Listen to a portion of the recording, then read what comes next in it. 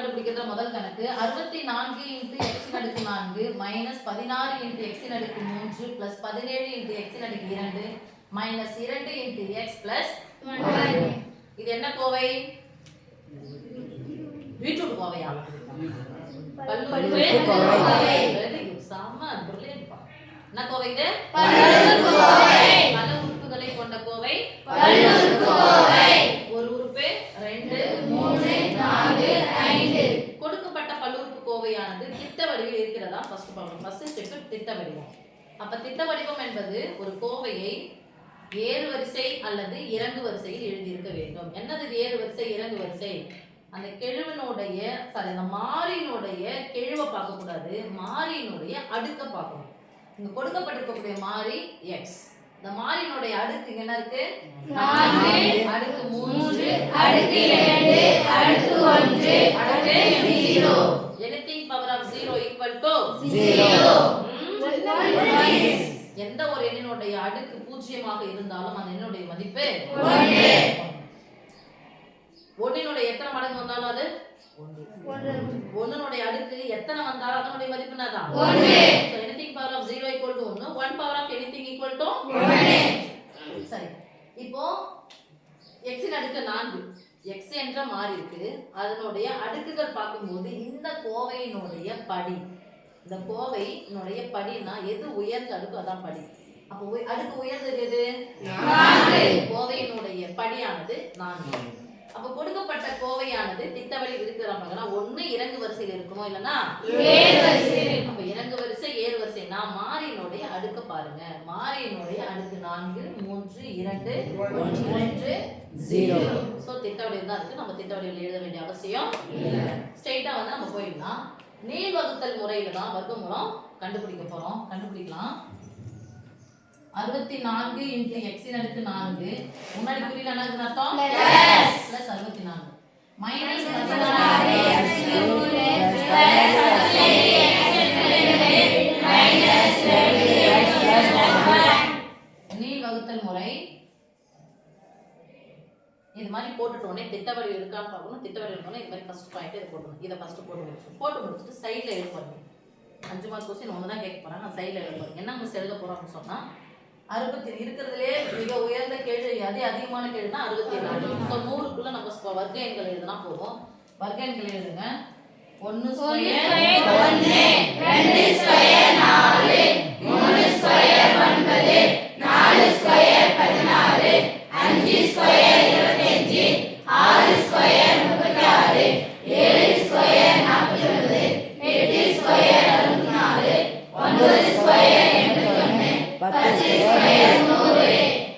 ஸ்கொயர்னா அந்த எண்ணை இரண்டு முறை போட்டு பெருக்கணும். அதான் வர்க்க எண்கள். 1 1 1 2 4 3 3 4 16 5 25 6 36 7 49 8 64 9 21 100.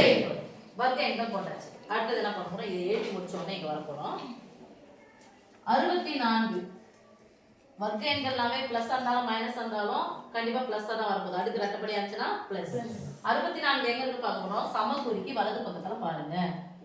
இருக்கு 64. என்ன ஸ்கொயர் 64? 8 ஸ்கொயர் என்னது? 8 × 8. இங்க 8 போட்டா இங்க என்ன போடணும்? 7. அப்போ 8 64.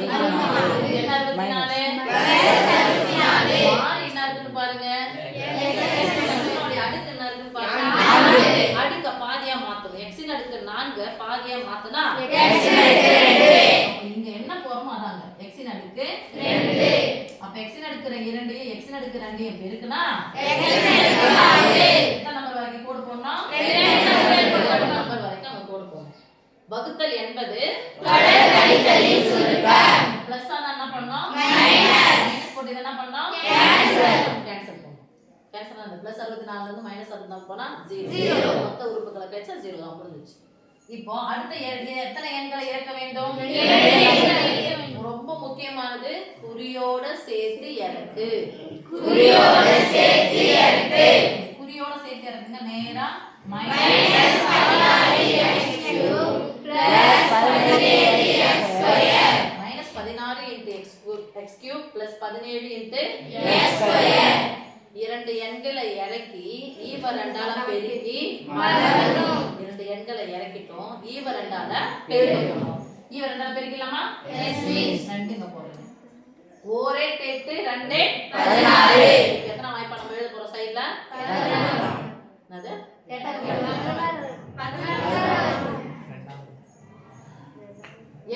16. அப்ப எத்தனை வாய்ப்பாடு எழுதணும்? 8ஆம் வாய்ப்பாடு எழுதணும்.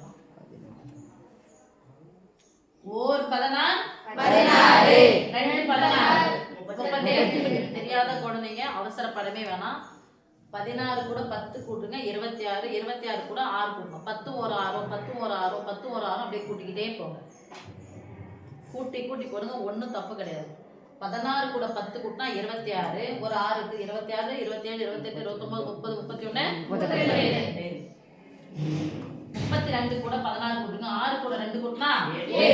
3 கூட 1 கூட்டினா 4. 48. 48 கூட எத்தனை கூட்டணும்? என்னது? 8 கூட 6 கூட்டினா 8 கூட 6 கூட்டினா 16. மீதி 1. 4 1 5 5 1 6. இது கூட 16 கூட்டுங்க. 6 கூட 4 கூட்டினா 10. மீதி 1. 6 1 7 7 1 8. 8 கூட 16 சாரி 80 கூட 16 கூட்டுங்க. 0 கூட 6 கூட்டினா 6. 8 கூட 1 கூட்டினா 9. இப்போ 6 கூட 6 கூட்டினா 12. 9 1 10 10 1 11. சொல்லாமே இருங்க. இப்போ 112 கூட 16 கூட்டோம். 6 கூட 2 கூட்டினா 8. 1 கூட 1 கூட்டினா 2. இப்போ 8 கூட 6 கூட்டினா 14க்கு 4. மீதி 1 2 3 3 1 4.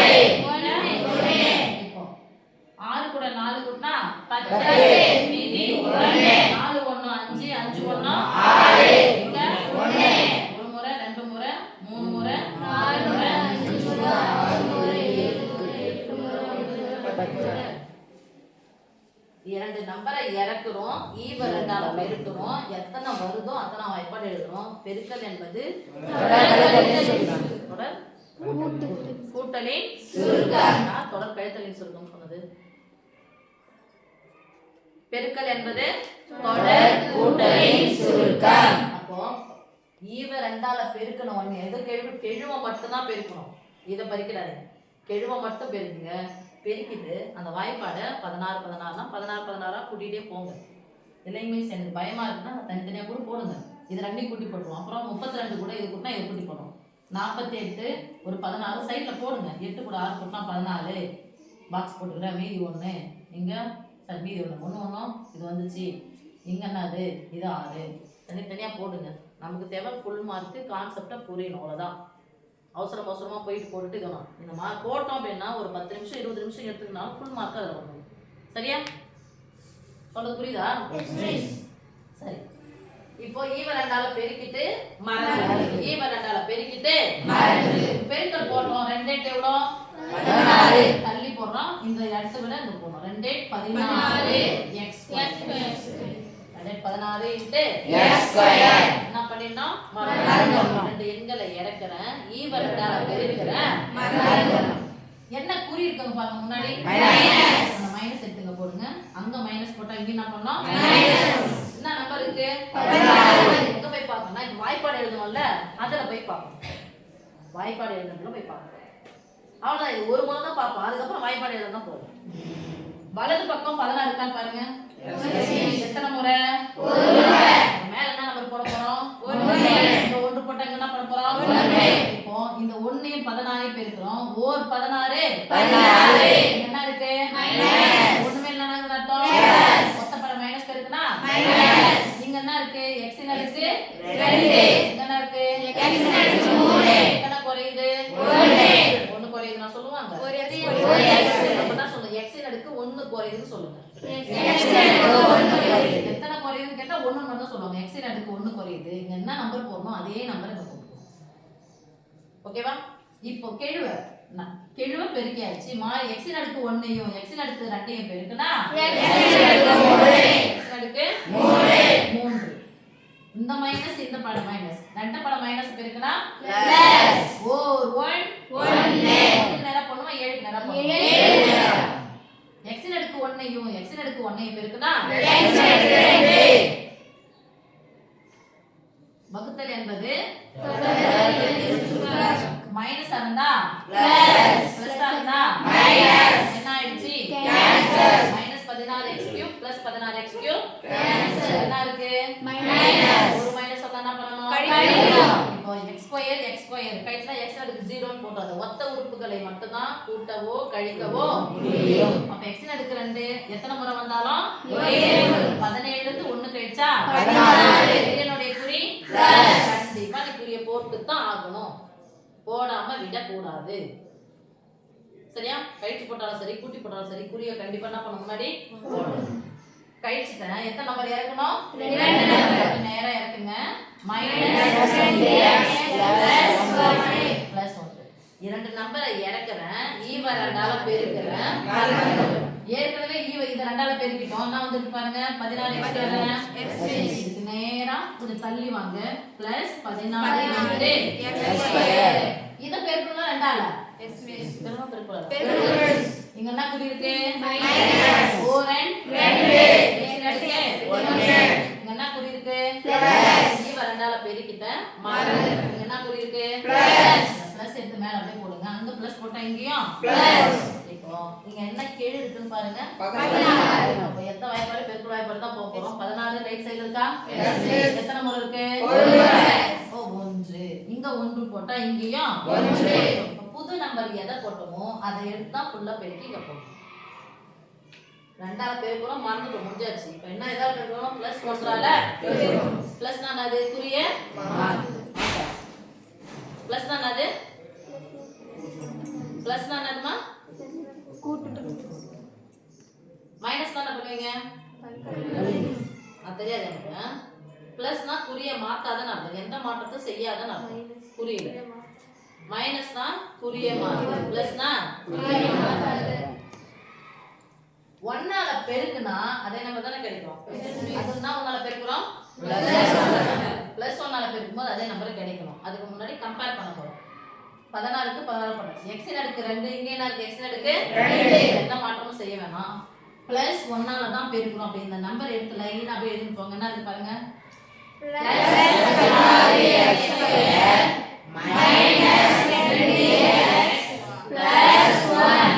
வகுத்தல் என்பது ரொம்ப செம்மையா சொல்றீங்க அருமையா உங்களுடைய குரல் எல்லாம் வீடியோல பதிவாகி போட்டிருக்கிறது பிளஸ் என்ன மைனஸ் தான் பிளஸ் இப்ப பாருங்க plus 16x² minus 16x² cancel ஆகாது 0 minus 2 × x plus 2 × x 0 plus 1 minus 1 0 இந்த ஸ்ட்ரைட்டா இங்க இருந்து இங்க வரைக்கும் அழிங்க மீதி என்ன வந்துருச்சு 0 ஆன்சர் என்ன எடுத்து போறோம் therefore நீங்க வர்க்கமூலம் இக்கலாம் போறது இல்ல அவ்வளவுதான் அங்க இருக்கிற ஸ்பெல்லிங் கூட பார்த்து எழுத முடியல வர்க்கமூலம் வர்க்கமூலம் அப்படி சொன்னாவே இது வந்து பிளஸ் ஆவும் இருக்கலாம் மைனஸ் ஆகும் எதுக்குள்ள நம்ம எழுத போறோம்னா வர்க்கமூலமே பவர் 2 ன்னு அர்த்தம் சாரி வர்க்கம் அப்படினா பவர் 2 ரெண்டு முறை போட்டு போயிருக்கோம் மைனஸ் 2 முறை போட்டு போயிருந்தா என்ன கிடைக்கும் பிளஸ் அப்ப அதுக்கு என்ன எப்படி எழுத போறோம் மாடுலஸ் உள்ள எழுத போறோம் மாடுலஸ் ஆஃப் மேல ரெண்டாங்கறத சொன்னாங்க இது மட்டும் சொல்லுங்க ஈவு மட்டும் சொல்லுங்க 8x²